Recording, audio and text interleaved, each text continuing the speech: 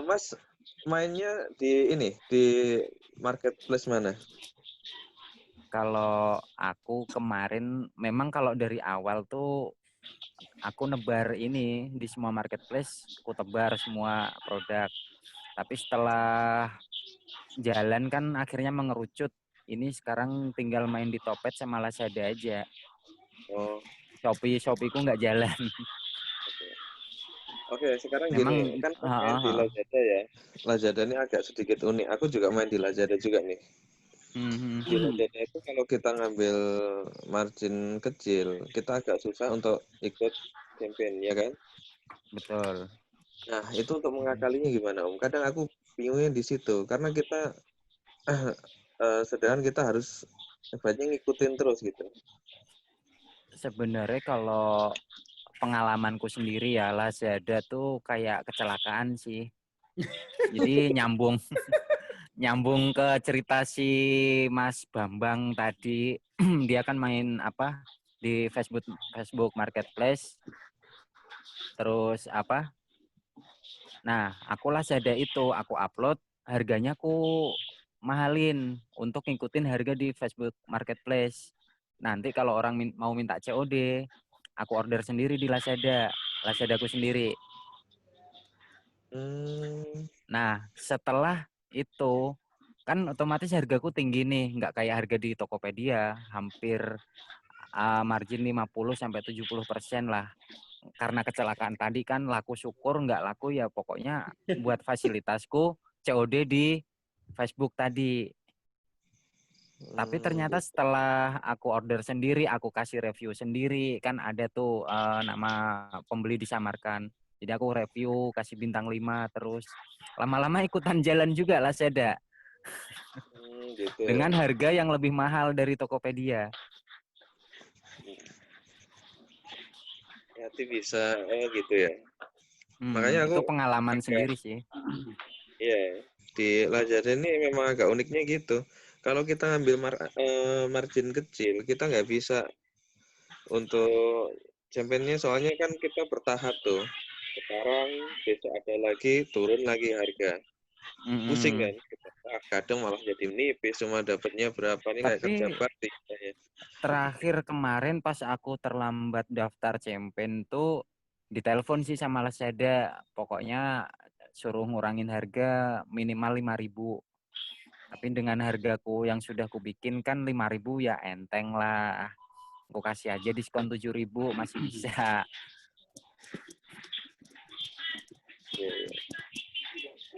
Oke, oke, oke. Jadi untuk Jadi memang nerusin sih Mas Bambang tadi, untuk yang masih awal-awal main, kalau belum punya produk sendiri kan masih dropship, tapi sudah bisa resio otomatis sama supplier, itu bisa diakalin kalau pelanggan mau COD, bisa pakai fitur kita order sendiri di Lazada, di toko kita sendiri. Itu sejauh ini aman sih, pernah nanya Om Wahyu kalau nggak salah aku dulu tuh. Berarti masih kalau aman ya? sebenarnya sih begini Om, saya bahas sedikit Hmm. Lazada ya. Hmm. Lazada itu kan karakter bayarnya itu kan menengah ke atas. Dia bukan menengah ke bawah. Kebanyakan sih gitu. Karena teman-teman di sini yang harga-harga di atas 5 juta pun itu biasa laku, sampai ada yang 90 juta laku juga. Jadi memang karakter bayarnya memang dia menengah ke atas. Menengah Jadi ke memang atas. iya, jadi memang kalau sudah dapat formula untuk jual yang margin yang lebih gede ya enak sih kalau memang Lazada sih sebenarnya itu. Terus kan kendalanya kan biasa kan kalau di Lazada kan yang saya tahu kan cashless kan biasanya kan. Iya. Ya. Biasanya kan cashless. Yang JNE-COD kan. Nah, itu bisa diakalin semua sih dari sisi margin. Kalau marginnya masuk ya nggak apa-apa. Nanti kan tinggal kirim-kirim barang kosong, terus barang yang aslinya dikirim dengan resi yang lain. Seperti itu juga. Iya. Yang penting marginnya masuk sih. Aku kemarin sempat dapat zong nih ceritanya. Ada produk bagus, aku upload lah di Lazada. Aku udah ngomong ke supplier, oh iya, ini bisa nggak saya dropship? Saya di luar market. Bisa katanya. Oke, siap. Aku minta WA-nya, udah kita kontak, bagus. Giliran barang laku, dia nggak mau pakai cashless kan, apes banget kan. Langsung ada penjualan hari kedua penjualan 1,5. Nah, udah nggak mau dianya, malah masuk lagi, udah langsung aku tutup itu toko. Tuh. Tapi marginnya gede ya, Om? Atau marginnya tipis? Margin saya cuma ngambil 20%. Dari nominalnya berapa? Harga itu sebetulnya sekitar enggak 30%, sorry. Harga itu sekitar 20.000 30.000. Memang berat sih kalau harga gitu kita mau bikin. Nah, ini kalau Om Wahyu nih juga main di Lazada juga ya? Sekarang sih dulu pernah main, cuma sekarang lagi fokus di BL aja sih, Om. Di BL. Kalau idealnya nih, sebetulnya itu berapa persen ya untuk ini ya? Untuk apa? Di Lazada sendiri untuk persentase untuk ininya, marginnya teh. Kalau menurut saya sih begini sih, Om. Jadi kalau Om misalnya punya barang nih, yang misalnya yang mau dijual, ya Om dulu cek dulu kompetitor. Kompetitor mainnya di harga berapa. Nah misalnya, kan selalu, saya sih pribadi kalau paling sering tuh risetnya malam-malam cari produk kompetitor, terus saya ikutin, terus saya kalahin dia produknya. Saya sukanya begitu sih. Jadi memang saya cari dulu formulanya, terus upload aja gitu. Tidak semata-mata upload. Kecuali Om mau gambling, artinya begini, kan kadang dropship yang awal itu kan gambling dulu nih, ya kan? Gambling dengan banyak produk kan. Nah kalau gambling ya itu harus main margin kecil dulu. Nah kita kira-kira dengan margin kecil itu ada nggak yang organik? Jadi jangan mengiklan dulu. Jadi Om petakan, yang ini bisa diiklankan, yang ini tidak bisa, yang ini yang new produk ini kita main margin, kita bikin organiknya dulu. Nah, ketika udah ada organik dari produk baru, nah itu kan udah peluang Om. Itu peluang. Jadi dia nggak diiklanin pun itu laku, apalagi kalau diiklankan, kan begitu Om logikanya. Betul. Jadi Om tinggal data. Jadi Om harus punya data produk-produk apa yang lakukan organik, data-data produk apa yang lakukan iklan, itu harus didata semua, Om. Manajemennya kan seperti itu ya, Om Wahyu ya? Iya. Jadi misalnya juga kalau misalnya kompetitor, barang-barang terorisnya apa, kita ikutin aja teknik jualannya seperti apa, kita turun, kita lawan dengan teknik jualan kita kan begitu. Jadi lihat minusnya apa, lihat minusnya apa kan. Kan kebanyakan kalau produk laris kan biasa kan memang tertutup dengan mungkin terjualnya banyak sehingga nilai ulasannya itu misalnya 4,5. Tapi di 4,5 itu kan ada feedback negatif itu kan, ada yang ulasan bintang 1. Nah itu kita lihat semua itu. Nah itu yang kita tekankan nanti di deskripsi gitu. Oh gitu ya. Benar-benar. Om Wahyu, sorry nambahin sedikit ya. Kenapa kok Lazada kayaknya masih sangat ini ya, marginnya lumayan gitu loh kalau dilihat-lihat, benar nggak? Iya. Oke, terus kemudian Om Wahyu sama Om Bowo tadi ngomong Lazada marketnya itu Om Wahyu ngomong marketnya itu memang menengah atas. Saya lihat data saya di tool ya, di tool ini di Facebook kemudian di Twitter itu tertinggi mereka nge-share ataupun pihak Lazada nge-share program-programnya itu tertinggi sangat jauh daripada Tokopedia, Bukalapak, kemudian Shopee dan lain-lain. Itu gilanya di situ. Terlebih di Twitter. Twitter itu ya kita tahu lah, Twitter sama Instagram itu biasanya menengah atas lah. Kalau Facebook kemungkinan besar ya masih banyak untuk orang-orang yang berada di misal kota tapi kota pinggiran seperti itu. Itu salah satu yang jadi acuan sih. Makanya kenapa Lazada itu masih sangat terbuka lebar. Kalau menurut saya seperti itu. Selain kita uploadnya agak susah. Sebenarnya sih Om gini Om. Kalau persoalan susah itu kan di awal aja. Kalau sudah Betul. sering upload itu sudah terbiasa. Terbiasa. Kan? Benar. Nah sekarang kenapa? Tergantung niat. Sekarang begini. Kenapa bisa promo Lazada itu paling top gitu kan? Paling top. Sekarang kenapa kira-kira? Ya karena 1 minggu ditahan uangnya kan? Yap, benar. Dipakai sama dia ya? Dipakai mungkin. Ya memang kayak gitu sih. Semua marketplace ada kelebihan dan kekurangan masing-masing. Kayak di kayak di ini Shopee itu yang jelas emak-emak, kemudian fashion itu memang revenue-nya nggak bisa ngalahin Shopee lah untuk sekarang. Shopee itu per minggu kemarin itu jumlah pengunjungnya itu sekitar 73 juta. 73 ya. 73 juta. Ini real time. Saya lihat di tool saya itu segitu. Memang makanya ini semua lapisan masyarakat juga masuk ke Shopee. Tapi yang jadi persoalan, ada tuh teman-teman yang nanya, Om gimana ya Om ya? Supplier saya juga main di Shopee sekarang, dulu di Tokopedia sama BL. Ya iyalah, kan sangat gede gitu loh. Trafficnya gede, siapa yang nggak mau dapat revenue dari situ juga. Akhirnya mereka akan buka toko di situ. Masalah waktu. Itu tinggal masalah waktu. Kita nggak bisa mengontrol kompetitor kita. Kontrol yang bisa kita kontrol. Kalau kita nggak bisa kontrol ya udah lepasin.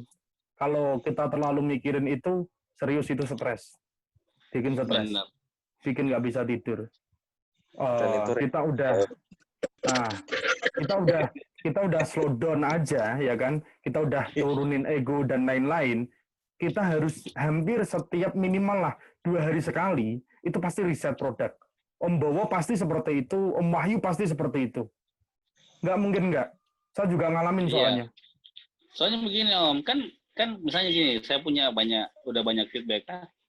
Itu kan jelas banget Om. Ketika misalnya barang-barang fast moving ini, terus ada misalnya dalam 2 hari nggak keluar, kan sesuatu itu Om kan? Betul. 1 hari pun nggak keluar itu sesuatu. Jadi yang sesuatunya ini harus dicari gitu kan. Nah, kalau saya sih menyikapi hal tersebut, bagaimana caranya kita keluar dari red ocean ini? Karena marketplace itu menciptakan kultur baru, budaya baru. Itu ngeri. Gimana Shopee bisa mengalahkan Bukalapak seperti kemarin. Tokopedia, di Alexa Tokopedia itu masih urutan nomor 20 atau 21. Alexa, jelas terpercaya. Kemudian Bukalapak itu masih di bawahnya Tokopedia. Shopee itu nomor 25 kalau nggak salah. Masih, atau 35, masih ketinggalan jauh. Mereka itu nggak update kalau menurut saya, Om. Yang paling update memang kita harus riset sendiri. Ternyata seperti itu. Kenapa kok teman-teman yang nggak ngumpulin data itu nanti lama-lama kerasanya itu ketika penjualan semakin turun. Kalau penjualan semakin turun, kemudian kita baru sadar nengok Shopee, kemudian nengok Bukalapak, kita udah ketinggalan jauh sama yang lainnya. Kita nggak bisa ngejar itu. Salah satunya contoh ya, kemarin itu di Shopee minimal penjualan 30 item, kemudian 25 pembeli berbeda seperti itu. Kalau nggak salah seperti itu, kemudian tiba-tiba update nih minggu kemarin. Penjualan bersih, 100 juta. Penjualan bersih, ini di luar ongkir yang dimaksud, bukan bersih plus keuntungan kita, di luar keuntungan kita enggak. Jadi untuk teman-teman, omset di luar dari ongkir, itu 100 juta. Kalau saya pikir-pikir 100 juta dibagi 30, misal tergantung teman-teman sih mau bikin goalnya itu berapa bulan. Misal contoh 3 bulan berarti 90 hari. Kalau dibagi 90 hari 100 juta itu kan hampir 1 juta per harinya. Memang kelihatan nggak masuk akal. Tapi kalau kita pakai data, kita hitung, benar-benar kita hitung, kita itu akan tahu, oh saya sehari harus jual 1 juta. Caranya 1 juta itu bagaimana? Nah, ini yang harus kita pecahkan, gitu loh. Ini yang jadi pertanyaan teman-teman. Waduh, berat nih, seperti ini berat nih. Iya, Saya juga baru bikin toko di Shopee semalam bikin toko di Shopee. Target saya juga star seller. Target saya 3 bulan, mudah-mudahan bisa. Mudah-mudahan. Soalnya ini berat nih, produk sendiri soalnya. Saya harus branding, harus campaign banyak banget, entah di Facebook, entah di Instagram, entah di YouTube, dan lain sebagainya. Untuk teman-teman yang masih mengeluh, saya udah merasakan. Sorry, maaf banget. Saya udah merasakan bagaimana caranya cari produk, bikin sebuah produk. Sebelum kita bikin produk, kita udah riset dulu. Kira-kira produk ini laku nggak? Terjual di pasaran apa enggak? Market size-nya berapa? Terus dari total market size yang ada di pasaran, kita mau ambil berapa? Nah, ini juga harus dipertimbangkan sebelum bikin produk. Nggak usah ngawur. Serius, saya udah rugi ratusan juta. Maaf, saya udah bisnis dari SMP, kelas 3. Saya udah rugi banyak banget, sampai hutang saya ratusan juta di bank, saya pernah ngalamin. Alhamdulillah, walaupun sekarang sangat dari hutang sekitar 350 juta, sekarang sisa sekitar 40 juta. Itu di bank. Mantap, Jangan. mantap. Kalau teman-teman mau bisnis, coba-coba. Atau bisnis itu bukan gambling. Bisnis itu bukan kayak main kartu, kayak gitu, bukan. Bisnis itu data. Bisnis itu saintis. Kita harus punya Benar. data, kita harus riset. Kalau nggak mau riset, Enggak, nggak mau data, begini Om. Yang Gimana, Om? kebanyakan orang cuma lihat hasil, kan gitu. betul. Nggak Benar. lihat prosesnya kan. Betul, Om. Ini, ya begitulah. Yang namanya usaha memang butuh waktu, nggak ada yang instan. Kalau Mas Ardi Kurnia, salah satu guru saya kan ngomong, uang cepat nggak mungkin gede, uang gede nggak mungkin cepat. Saya ikut batch 2. Oh, ikut, Om. Saya personality, Om. Om Ardi Kurnia, saya secara personal saya nggak ikut kelasnya. Mas Bung Afan juga karena dekat, saya di Semarang, dia di Salatiga, saya juga sering ke Salatiga. Ya, begitulah. Next, kita bahas apa nih? Nggak mau nambahin dikit deh aku. Ini karena kita Monggo. lagi di dashboard, setelah dijelaskan Om Bambang panjang lebar tadi, jangan ngeluh. Makanya untuk teman-teman yang ada di dashboard semua, baru upload aja. Kalau upload masal susah, coba deh upload manual satu-satu. Iya, benar. Pokoknya dengan segala cara, kalau kita memang niat jualan, nggak bisa upload masal, kita sudah dibantu dengan dashboard, ngambil data, ngambil foto segala macam, deskripsi, Tinggal pakai itu aja harga langsung. segala macam. Kita tinggal upload, jangan upload massal terus habis itu ditungguin kok nggak ada yang order, diupload massal, sudah ribuan produk kenapa belum ada yang beli. Kadang banyak sih baca-baca komen teman-teman seperti itu. Apalagi kan kalau sistem copy paste kan. Iya, benar. Betul.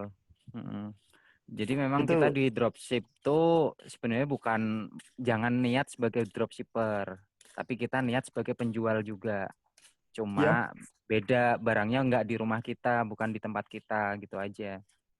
Jadi jangan asal kayak iklan-iklan yang banyak beredar. Sorry, nanti biar aja.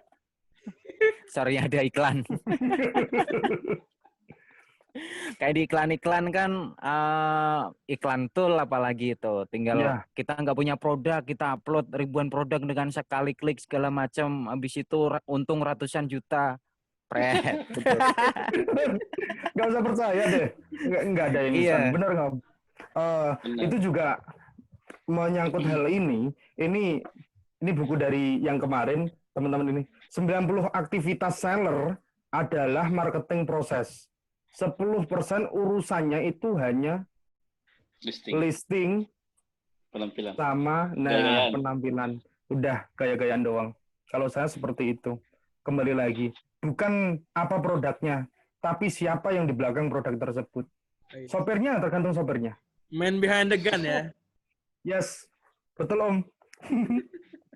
Kalau udah bisa jual, kalau udah bisa dropship terus margin besar terus laku, itu sudah hebat ya Bang.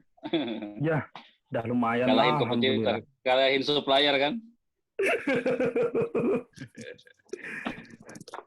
Makanya gua nggak pernah Oh, ngumpulin testi di mana testi itu nunjukin bahwa pakai tools gua keuntungannya akan gede, enggak. Tools gua betul. bukan untuk membuat seseorang jadi kaya, tapi tools gua untuk mempermudah. Jadi testi gua adalah mempermudah orang, bukan membuat dia jadi makin gede omsetnya kayak gitu sih. Makanya gue juga Iya. nggak pernah mau muluk-muluk. Karena memang gue sendiri pun memang bukan pelaku bisnis. Gue juga nggak bisa ngajarin. Tapi minimal ya semoga terus gue bisa bantu. Itu aja sih. Betul Om Betul. Firman. Eh, Ayo ini Mas, kita buka kupas bukunya dah. bahas ini ya. Ini Yoi. gini nih. Saya agak ngeri-ngeri sedep terus terang.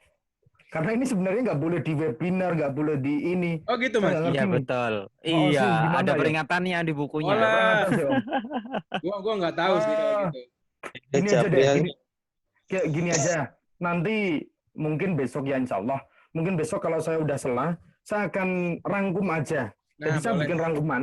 Nah, jadi kalau bikin rangkuman itu nggak menyalahi aturan sih. Toh juga nanti saya tambahin lainnya kayak gitu. Jadi mending seperti itu sih. Saya takutnya kita nggak pernah tahu di grup Discord itu siapa aja gitu. Jujur gua Nah, gini sih, gua memang gimana Om? nggak ada niatan lain selain membantu teman-teman ya. Dan gua Betul. juga walaupun pengen kupas buku itu, tapi gua tetap bagi teman-teman yang berminat buat mempelajari lebih dalam ya harus beli ya gitu loh, bagaimanapun. Jadi gua Betul. sih bukan berarti gua ngupas di sini tujuannya buat teman-teman gak usah beli, teman-teman cukup Nah, bukan. Tapi gua justru memancing teman-teman supaya harus lebih banyak membaca, lebih banyak menggali ilmu gitu kan. Ilmu itu di mana aja, nggak perlu lewat seminar dan lain-lain tuh banyak macamnya. Jadi semoga apa yang bisa kita dapatkan itu bisa kita pakai gitu loh. Jadi ya makanya gue juga nggak tahu karena gue juga belum pernah beli buku itu juga gue kasih ke teman-teman semua gitu kan ya yang memang iya benar.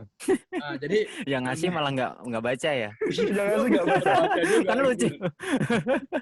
ya kalau Gini seandainya Den, Tapi gini, kalau Om. batasan kayak gitu ya udah nggak apa-apa Hmm. nanti Mas Bambang atau Om Iya. Bowo dirangkum aja mana yang penting gitu kan nanti dikupas aja Betul. gitu menurut pengalaman teman-teman juga kayak gitu kan ya. gini kalau Iya, benar. gue punya ide, kan Om Bambang Gimana Om? katanya habis bikin toko baru nih. Nah, Benar. buku itu diterapkan. Kalau Mm-mm. sudah mulai ada progres, bisa diceritakan. Kan nggak Oke. nyeritakan isi buku, tapi nyeritakan Ya. Apa ya namanya ya? perjalanan toko baru Iya itu. ya perjalanan gitu ya. Jadi Studi nggak kasus, menyalahi studi kasus. aturan. Nah studi kasus gitu. Studi kasus ya. Bentar. Ini Iya. kebetulan tadi kan saya udah upload barang. Saya coba login ke ini ya. Saya coba login ke toko saya yang baru ya. Nah Berapa coba? Ah. Nah, itu baru maghrib tadi lah. Maghrib tadi saya upload. Saya juga belum optimasi penuh sih. Kalau saya sih belum. Bentar, saya coba masuk dulu ke tokonya. Jadi saya aplikasi ini, tapi nggak sepenuhnya. Karena memang di buku ini juga ngomong, ini bukan ilmu copy paste. Terus kemudian ketika kita copy paste langsung hasilnya sama nggak bisa. Karena banyak faktor yang menentukan, entah modal, entah skill, entah produknya juga. Itu sangat berpengaruh.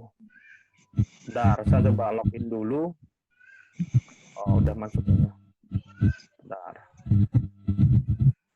ternyata ada note itu ya. Bentar, saya ke Shopee Seller Center-nya mana ini?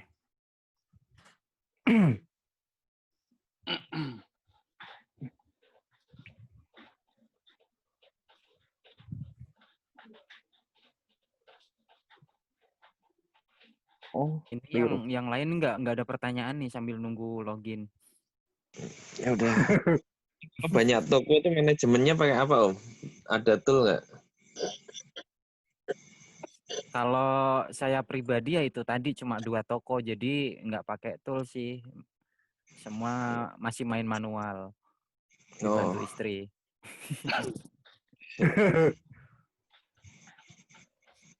Karena banyak toko itu tadi dulu saya banyak toko tuh untuk mengerucutkan untuk tadi riset produk mana yang laku lalu difokuskan. Nggak bisa fokus untuk semua toko bisa laku semua. Iya betul. Kelihatan nggak teman-teman? Oke, Kelihatan. sip. kelihatan ya. Ini tadi saya nyontek 80% isi buku ini. Saya uploadnya itu sekitar maghrib. Saya upload 4 produk. Ini produknya. Ini total pengunjung 2, kemudian produk dilihat 24. Ini kemungkinan besar total pengunjung 2 ini yang satu istri saya mungkin ya. saya nggak ngerti loh ya. Mungkin ini produk dilihat 24. Terus yang ditekankan di buku ini banyak main iklan sebenarnya. Teknik iklannya banyak banget. Jadi bentar. Gak apa-apa sih, spoiler dikit. Bentar, saya buka produk saya. List all. Nah, kayak gini. Nah, ini kan, ini yang pertama pembersih keramik, kamar mandi. Nah, kayak gini. Ini kayak gini. Nah, yang harus kita pahami teman-teman, ini produk ini satu ya. Produk ini satu. Ini bukan 4 produk, bukan. Jadi, yang nomor 1 ini pembersih keramik. Yang saya tekanin, pembersih keramik kamar mandi. Oke. Yang kedua, pembersih kerak toilet WC. Oke. Kemudian yang nomor 3, pembersih kerak kamar mandi stainless steel. Kemudian yang terakhir nomor 4, pembersih kerak kamar mandi. Nah, ini hampir semua keyword saya pakai loh. Dan di produk satu persatu. Ini yang dinamakan kita mencari winning campaign. Gitu. Kalau kita akan iklan. Jadi sebenarnya ini juga hampir mirip teknik spam juga. Nah, caranya per produk ini saya konsennya di kerak keramiknya. Yang kedua di kerak toilet WC. Kalau ada orang yang nyari keyword tersebut. Kemudian kerak kamar mandi stainless steel. Karena di pencarian yang saya bikin kayak gini, bentar saya share. Share. Bentar.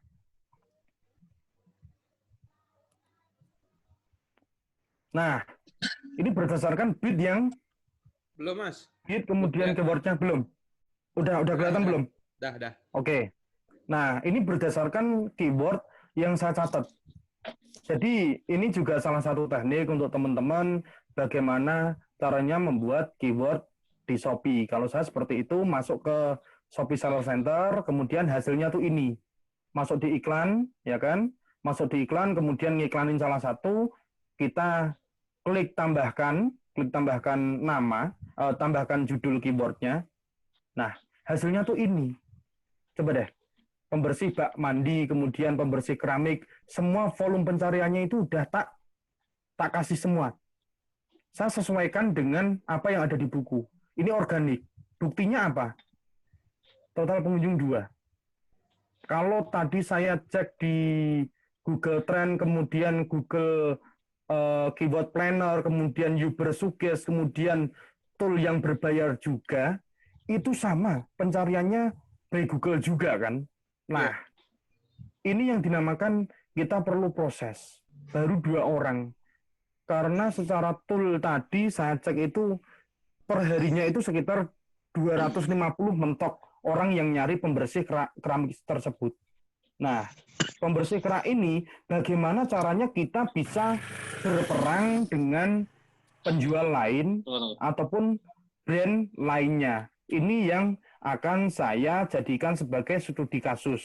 Jadi sebenarnya saya nggak kepikiran sih dengan studi kasus ini. Tiba-tiba Om Firman ngirim buku, saya juga kepikiran produk sendiri. Jadi produk udah jadi, bukunya datang. Jadi ini bagian dari studi kasus yang akan saya terapkan menggunakan buku ini. Karena benar yang dibilang buku ini bukan untuk pemula. Teman-teman yang masih pemula, masih bingung bagaimana cara mengatasi rasio otomatis, mohon maaf, belum bisa masuk ke sini. Pakai buku ini belum bisa.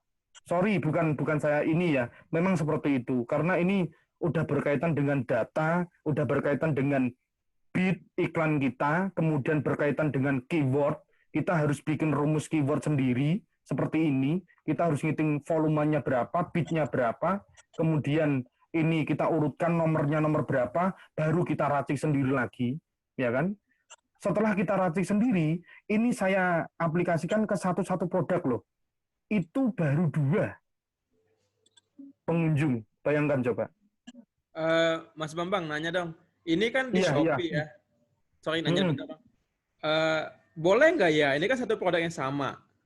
Sama Shopee diperbolehkan nggak? Soalnya kemarin tuh istri gua, dia bikin satu produk gitu kan ya, tapi memang beda-beda karena variannya tuh benar-benar beda sehingga nggak bisa digabung. Tapi ada yang dia ini review terus gitu loh. Gimana, Om? Ada yang kena review terus gitu. Katanya ada yang produknya sama dan lain-lain kayak gitu. Padahal secara title, secara deskripsi mungkin agak beda. Itu gimana kita mengakalinya gitu? Ini coba, ini sebagai contoh ya Om ya. Ini kan saya upload 4 produk dari sebelum maghrib sampai sekarang. Ini nggak ada notif di review dan lain-lain, diblokir kayak gitu nggak ada ya. Jadi satu pertama, ini judulnya udah beda semua ya. Oke, judul beda. Kemudian halaman utamanya, foto halaman utama beda semua kan? Yang paling bawah nggak ada tulisannya, kemudian yang atasnya ada tulisannya, yang atasnya kayak gini. Nah, itu 2. Kemudian yang ketiga, judul udah, foto udah. Kemudian itu tak kasih video juga itu. Nah, kemudian kita cek ini. Saya pakai ini Om, bisa cot 1. Produk pertama saya tulisin bisa cot, ready stock-nya ini saya hapus. Kemudian saya paste di deskripsi. Satu itu. Produk yang kedua, bisa cot, kemudian ready stock, langsung kirimnya saya hapus Om. Nah, produk keempat dan seterusnya akan seperti itu terus.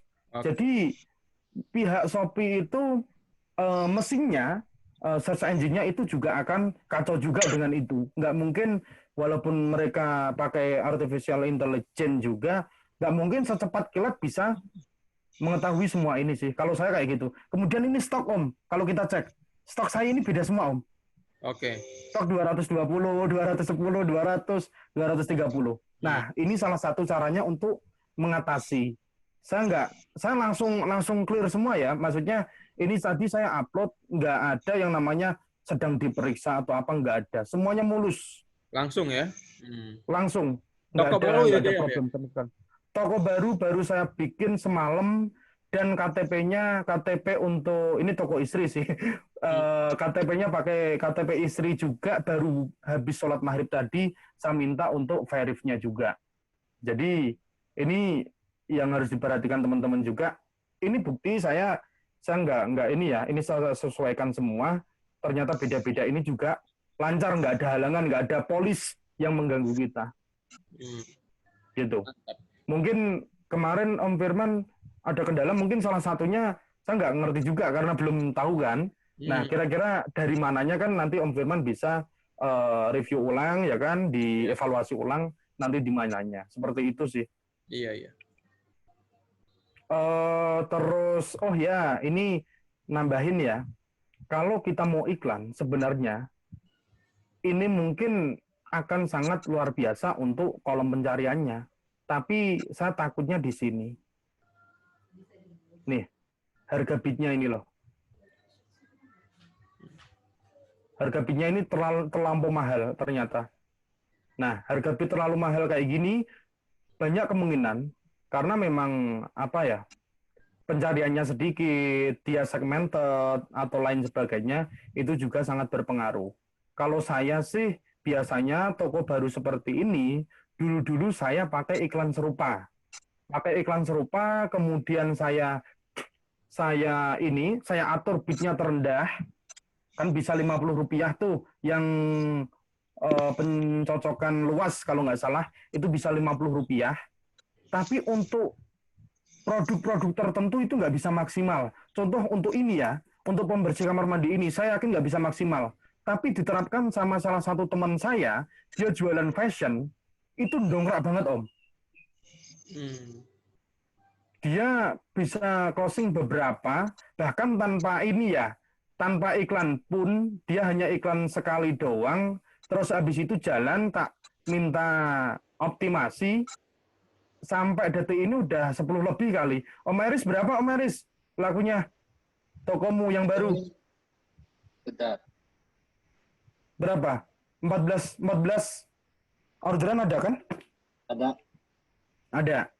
Ini benar-benar optimasi. Dia itu hanya hajar iklan di awal saja Om. Pakai iklan kata kunci. Benar Om Eris ya? Dua-duanya? Dua-duanya. Oke, dua-duanya. Jadi serupa sama iklan kata kunci ya? Iya, habis 25.000 semalam. Nah, oke bener.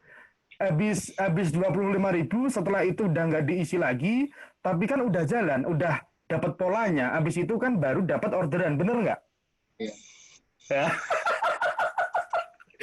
Nah, itu teman-teman salah satu caranya, terus terang. Itu yang saya terapkan juga ke Mas Eris juga. Saya maunya seperti itu sih. Jadi kita juga nggak boleh terpaku di iklan terus, capek, serius capek.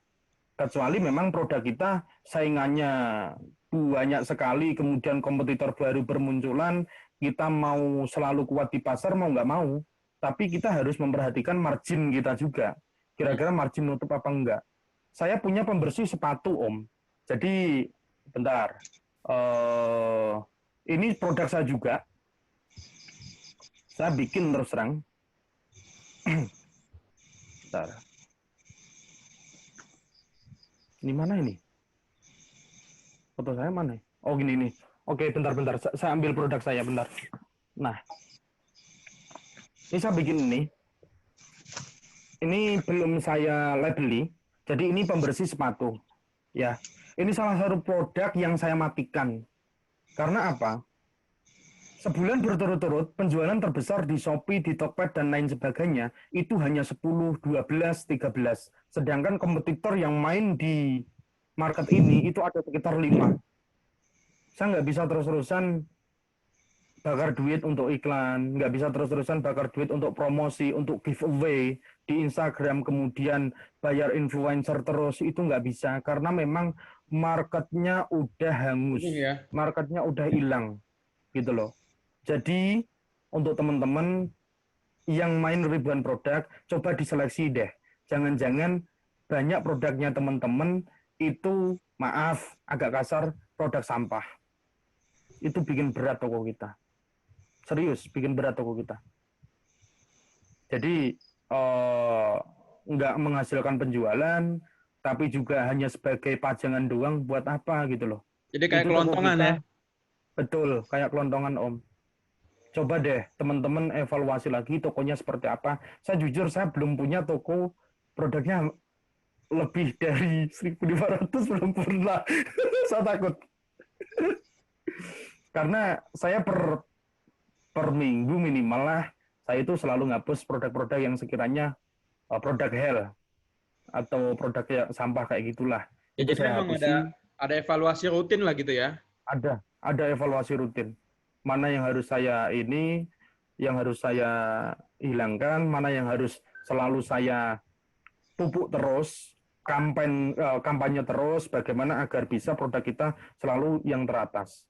Saya memang seperti ini, ketika ada celah, saya masuk, dan saya bisa bikin produk sendiri, saya akan bikin sendiri. Nah, ini juga sedikit gambling juga. Gambling bukan artian gambling, wah nanti laku apa enggak. Gambling dengan marketnya. Karena saya nggak bisa create demand, create kebutuhan. Karena apa? Kebutuhan ini sebenarnya udah ada. Tinggal seberapa besar kebutuhan tersebut. Ketika kebutuhannya semakin mengecil, market size-nya mengecil, wajar toko kita itu semakin turun penjualannya. Jangan sedikit-sedikit, toko saya belum laku, kemarin laku 100 piece dalam sebulan, sekarang kok tinggal 5 piece, 10 piece seperti itu yang harus dilakukan teman-teman untuk evaluasi. Ini proses. Kita nggak bisa tiba-tiba tinggal upload yang seperti dibilang Om Wahyu, kemudian Om Bowo, ya kan? Upload, habis itu tinggal menunggu pembeli, nggak bisa.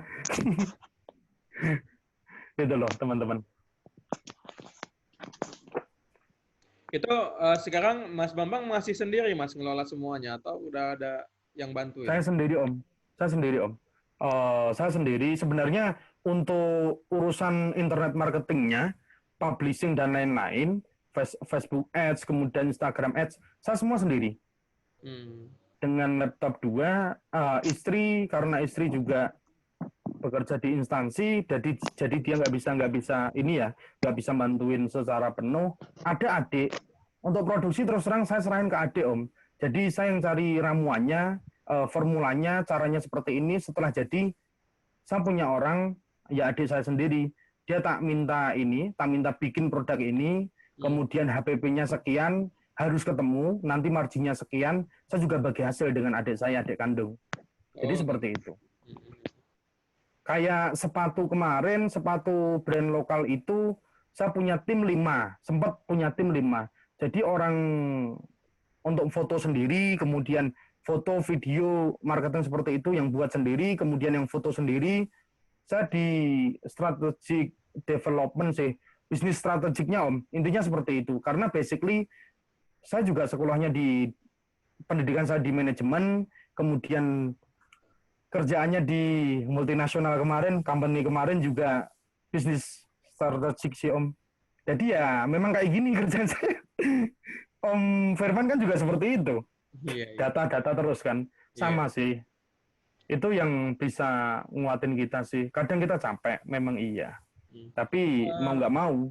Mungkin sedikit kita kupas masalah manajemen dokumentasi nih Mas. Jadi dari orang yang punya toko baru, terus habis dari scraping, terus setelah dia upload, lalu nanti kalau ada orderan seperti apa itu bisa nggak dijelaskan ya? Gitu. Oke. Proses pertama kan yang pertama itu kita cari kita cari produk terlalu sudah ketemu, supplier udah ketemu, bener kan? Kemudian kita scrap, oke? Setelah kita scrap dengan dashboard seperti itu, kita upload, oke? Kita upload. Setelah kita upload, kita optimasi Om. Nah, kita optimasi. Gimana Om? Bentar Mas.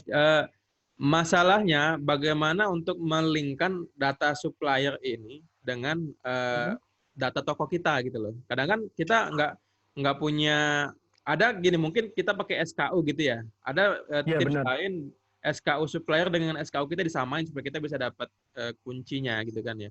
Nah, ada cara lain nggak seperti apa gitu? Atau memang ada dokumentasi yang kita harus memapping kan antara data si supplier dengan data yang kita punya kayak gitu. Kalau saya sih Om biasanya kalau satu toko ada 2 supplier, misal contoh ya Om ya, misal 2 contoh kayak gitu, saya kasih kode Om. Oke. Saya kasih kode, kemudian nanti semisal ada orderan, itu kita juga nggak pusing juga, ini supplier dari mana, ini ngambilnya dari mana. Nah untuk sinkron data karena saya ngambilnya dari Shopee. Jujur full, saya ngambilnya dari Shopee semua, Om. Saya nggak pernah ambil dari Tokopedia. Oh gitu, supplier dari Shopee semua ya? Saya full, saya dari Shopee semua. Saya nggak ada supplier dari Tokopedia. Kenapa? Kenapa saya nggak ngambil dari Tokopedia? Karena seluruh supplier yang saya kenal di Tokopedia itu udah punya toko di Shopee, Om. Oh gitu.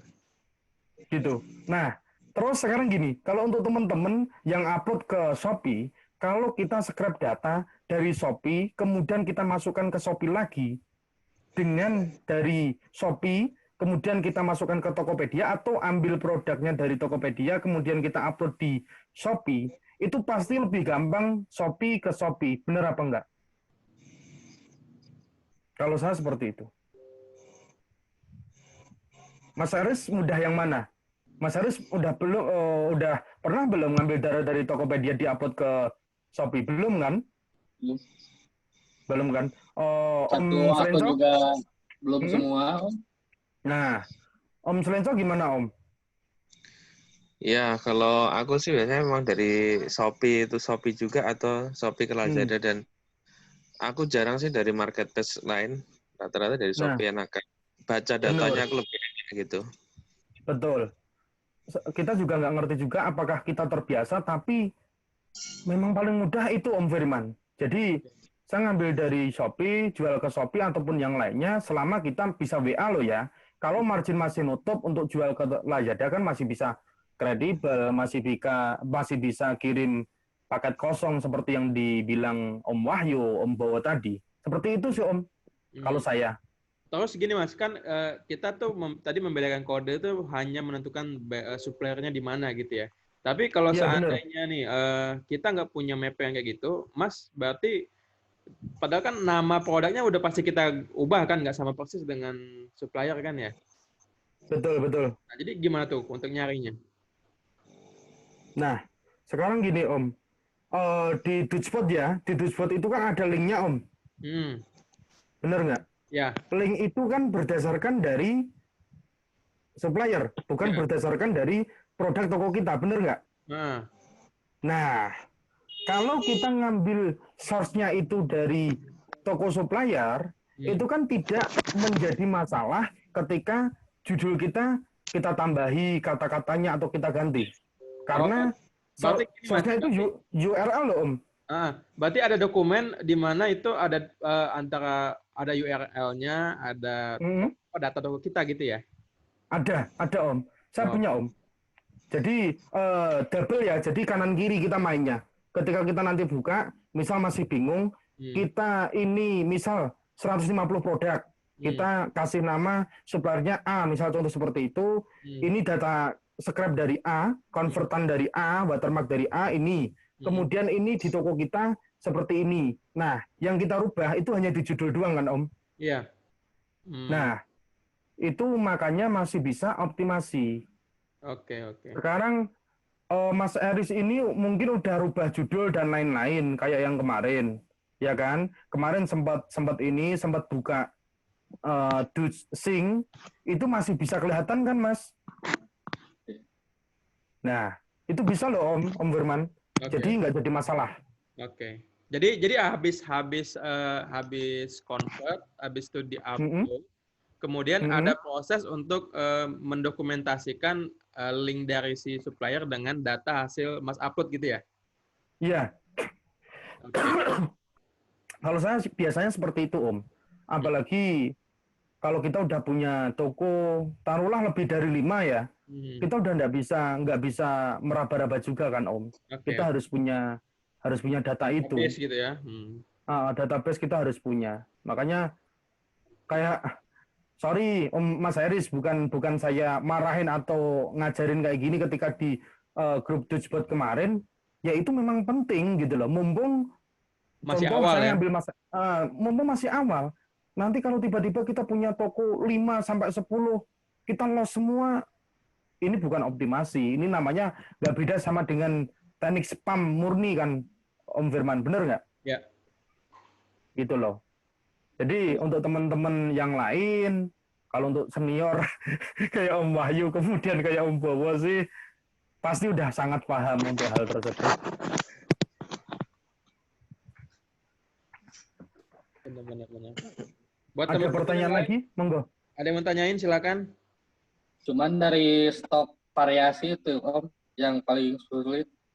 Iya. Oke, untuk update toolsnya ya, insya Allah minggu depan udah bisa untuk pakai versi terbaru di mana gue udah pisahin secara variannya juga. Jadi mungkin memang yang sekarang itu masih ribet ya karena variannya kan ke samping. Next-nya itu variannya udah per baris. Jadi stoknya mungkin bisa jadi untuk varian A stoknya 10, varian B stoknya 5. Itu udah ketahuan sih jadi ke depannya. Jadi teman-teman harap bersabar nanti semoga minggu depan udah bisa toolsnya diupdate untuk varian. Jadi nanti semua scrapingan baik itu dari Jackmall, Shopee, Bukalapak sama Topet itu sudah per varian dan ke bawah datanya nanti.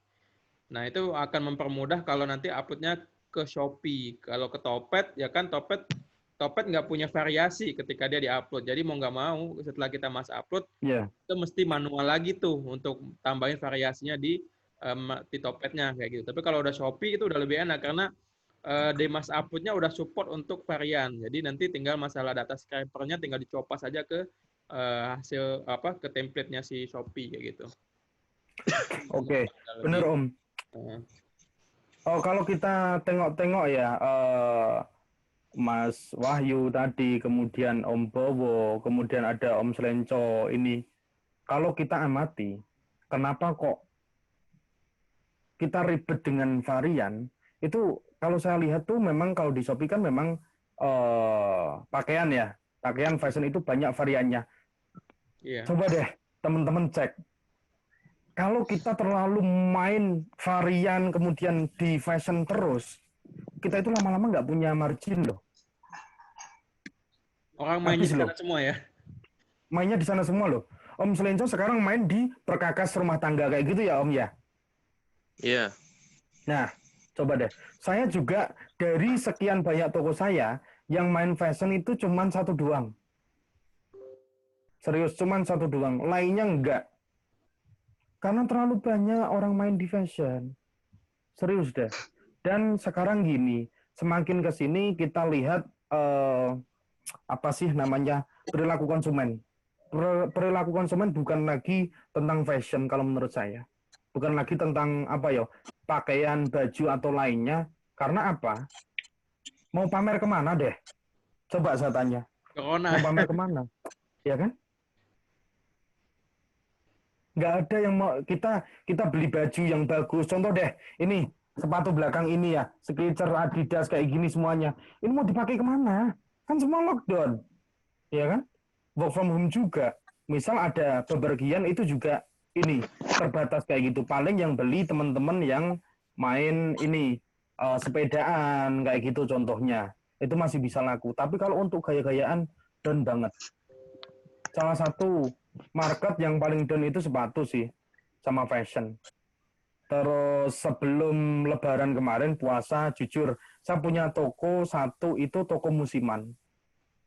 Saya jualan sarung, kemudian alat-alat ini naik haji kayak gitu, souvenir kayak gitu. Nah, itu kemarin tuh kenceng banget. Sehari saya bisa kirim 10, 20, 30 sarung itu. Sajadah sarung kayak gitu. Terus tiba-tiba setelah habis Lebaran itu langsung down banget, nggak ada penjualan hampir sama sekali. Itu saya siapin memang Om. Saya punya toko khusus apa ya, musiman kayak gitu, produk-produk musiman kayak gitu. Sekarang kalau udah kayak gitu, rata-rata orang itu pasti munculnya atau belinya itu filter termurah, filter terlaris, ketemunya supplier langsung. Gitu loh. Karena semakin sedikit orang yang nyari. Makanya saya berharap sama teman-teman, kok kenapa belum ada penjualan? Kenapa belum ada penjualan? Salah satunya ya karena itu kita harus tren juga, harus lihat tren juga. Alhamdulillahnya kayak Mas Eris, saya ambil contoh Mas Eris lagi, dia ngambil margin sedikit, penjualannya besar, harganya nggak jauh berbeda dengan supplier. Karena dia bisa langsung ke lokasinya. Nah, langsung ke suppliernya langsung. Karena lokasinya deket gitu loh. Dia bisa pakai kurir apapun bisa. Yang jadi masalah nanti ketika dia kerja. Kalau COD kayak gitu harus, bukan COD, Gosen, Grab kayak gitu susah. Kalau jam kerja. Nanti. Nah, saya senangnya sih silahkan teman-teman main di produk yang sekiranya long time. Jangka waktunya itu lama, perabot rumah tangga itu selalu dibutuhkan, kemudian seperti cuci ini ya, kamar mandi saya ini juga selalu ada marketnya. Itu kebutuhan khusus, tapi hampir mirip dengan kebutuhan pokok yang orang-orang selalu pakai. Jadi toko teman-teman ini nanti umurnya juga panjang, gitu loh. Ketika teman-teman tanya, saya harus jualan produk apa? Semua bagus. Yang harus diperhatikan itu, teman-teman harus tahu ini produk kebutuhan, ini produk kebutuhan khusus, ini produk tren. Kalau produk tren, jangan pernah mengeluh sepi. Iya, namanya tren. Kalau trennya turun, penjualan pasti turun. Kalau kebutuhan pokok, pasti orang beli terus, tapi keuntungannya sedikit, marginnya sedikit. Kemudian produk apalagi tadi kebutuhan spesifik seperti itu, ini market kita segmented banget. karena spesifik. Nah, jadi orang akan beli terus selama belum ada substitusinya, sebelum ada penggantinya. Tapi ya itu, jangan pernah mengharapkan penjualan langsung del gitu loh. Langsung sebulan ini 100 botol, 500 botol. It's okay. Target harus ada. Tapi kalau harus sekian terus, kita harus lihat market kita seberapa besar. Oke? Kalau judul itu harus pakai huruf besar semua, Kak. Kalau huruf saya sebenarnya saya nggak ngerti ya. Saya belum pernah riset untuk Itu.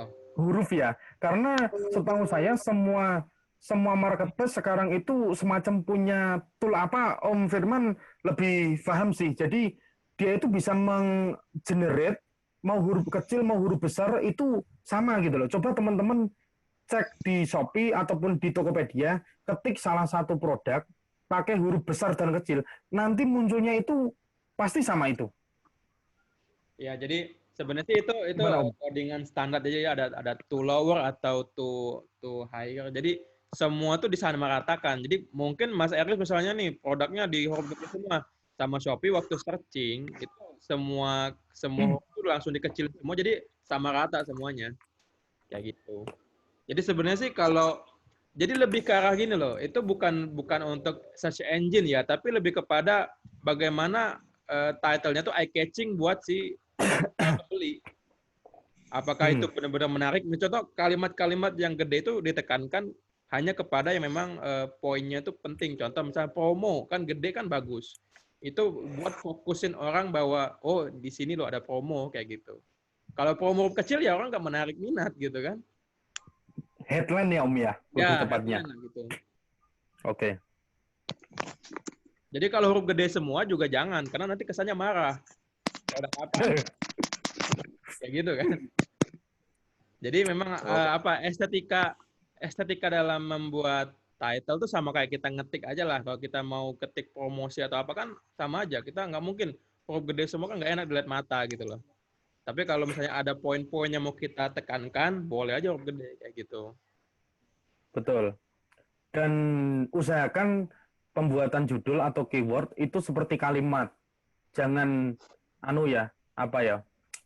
pembersih, misal contoh jangan pembersih, sepatu cowok, kemudian sepatu cowok Maco. sport, misal contoh kayak gitu. Kemudian nanti kita ini ada i besar kayak gitu, biasanya kan kalau di HP kayak gitu.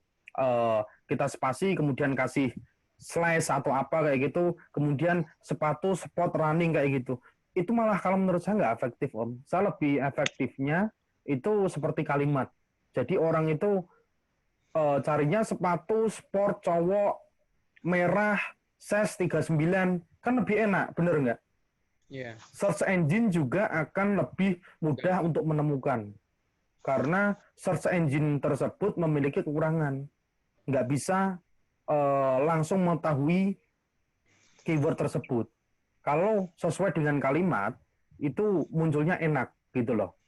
Jadi kita agak meringankan usaha kita dalam menaikkan produk kita di kolom pencarian, di search engine tersebut. Mantap. Terus ini Pak, mau nanya, ini kan kalau di produk supplier kan kosong di Shopee. Nah, produknya ketemu di Tokopedia itu, tapi beda lokasi gimana itu Pak? Beda lokasi masih satu provinsi atau Jabodetabek juga? Misal saya di Bandung alamat Shopee-nya. Nah, Bener. di Tokped-nya kan di Jakarta. Nah, itu bagaimana tuh? Biasanya ada selisih ongkir biasanya loh ya. Jabodetabek untuk Bogor juga masih hampir sama sih. Tapi kalau untuk Bandung biasanya selisih sedikit. Tapi selama marginnya masih nutup sih nggak masalah kalau buat saya. Saya pernah ada yang nanya, saya nggak apa-apa tuh Om, saya pakai ini. Iya, nggak apa-apa. Misal contoh, ada orderan nih, toko saya di Jakarta, ya kan? Saya kehabisan barang. Kemudian ada barang di Medan, ya kan? Yang beli itu orang Palembang. Tokonya toko supplier karena kosong, saya ngambil di supplier lain, itu di Palembang. Sekarang logikanya gini, saya ngambil dari Palembang kemudian dikirim ke Medan. Itu akan lebih murah daripada dari Jakarta ke Medan. Bener nggak? Secara hitungan ongkir, sama-sama Sumateranya loh. Iya. Secara logika seperti itu kalau saya. Jadi nggak akan selisih banyak. Justru kalau semakin dekat dengan pembeli, supplier dadakan ini, saya anggap supplier dadakan ya, itu nggak akan jadi masalah. Karena mereka posisinya lebih dekat. Kemudian Mas Eris ini Bandung dengan Jakarta. Selisihnya itu sedikit. Misal ada selisih ongkir loh ya, nggak masalah juga. Benar Kalau nggak dia Om sih Slinto? konsumennya udah bayar, Pak. Cuman sama saya belum diatur pengiriman. Oke. Nah, Kalau menurut saya sih selama dia ready stock dan bisa ngirim untuk supplier baru ini, karena tadi kosong, dadakan Iya. ini, nggak masalah juga. Selama margin nutup. Nggak lebih dari 5.000 deh kalau menurut saya, misal ada selisih ongkir. Bener nggak Om Slenco? Iya, betul. terus Iya kalau kan? dari hitungan JNT resinya gimana tuh, Pak? Kan keluar Maksudnya? dari saya tuh resi Mm-mm. otomatisnya. Mm-mm. Nah, itu diberikan ke Tokopedia-nya, ke supplier Tokopedia atau gimana? Iya. Itu dikasihkan Mas Eris kan pakai JNT JNT ya, JNT Express, kemudian di Tokopedia misal suppliernya udah bisa oke, mau kirim, kemudian Mas Eris WA aja, itu resinya kasihkan suppliernya. Kasih tahu aja nih Om. Kasih tahu Resinya. aja. Kemarin sih disuruh dirubah aja dari alamat Bandung ke alamat beliau katanya. Oh, paham aku. Tapi gini Om, apa itu, dia mintanya berarti kalau indikasinya dia ngomong seperti itu, kemungkinan besar dia nggak bisa lewat WA. Sekarang Om Eris saya tanya, Om Eris udah WA suppliernya belum? Udah dapat WA-nya belum? Sudah. Nomor Udah. rekeningnya sudah ada, misalkan. Oke. Sekarang Om Eris tinggal ngasihkan resi tersebut, ya. Resi tersebut kasihkan ke suppliernya. Karena apa? Shopee itu ngitungnya dari orderan kemarin. Karena lokasinya masih di Bandung. Bukan ketika orderan udah diterima misal nih, kemudian dikasihkan dari ke supplier Jakarta, Jakarta ngirim, itu ngitungnya dari hitungan Bandung itu. Kalau dari kitanya loh ya, tapi kalau nanti di nominal pengirimannya, ini akan berbeda. Karena hitungannya dengan kurir, bukan dengan tempat kita di Bandung itu bukan. Gitu loh. Nggak masalah sih Om, silahkan kasihkan nomor resinya ke suppliernya, tinggal kirim. Suppliernya misal minta disamain, nggak apa-apa, misal contoh kayak gitu, kasihkan aja. Yang penting margin masih nutup, nggak jadi masalah. Kita dropshipper itu profit maker sih, kita cari untung, bukan apa ya, bukan harus baku, harus kayak gini, enggak. Intinya Kalau kita margin masih sih margin. dibilang ketutup sih enggak, cuma rugi 5.000 atau 10.000 gitu. Aduh, ya Allah, ya Rob. Ini Om, namanya juga Om. Pengalaman nih. Kalau sampean ini alamannya di Jakarta, supplier dapatnya di Bandung ya tadi kan ya, gitu. Terus sampean kalau rubahnya di marketplace di mana di Shopee-nya, katakanlah ngikutin, oh iya ikutin harus alamat saya nih di Bandung.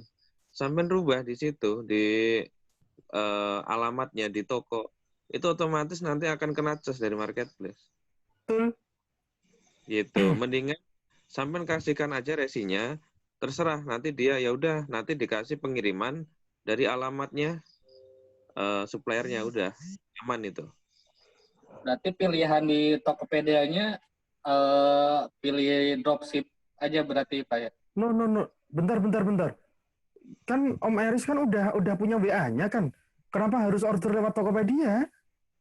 Oh, jadi langsung ya? Langsung. Ya. Kan udah punya nomor rekeningnya juga. Boleh. Nah, clear ya?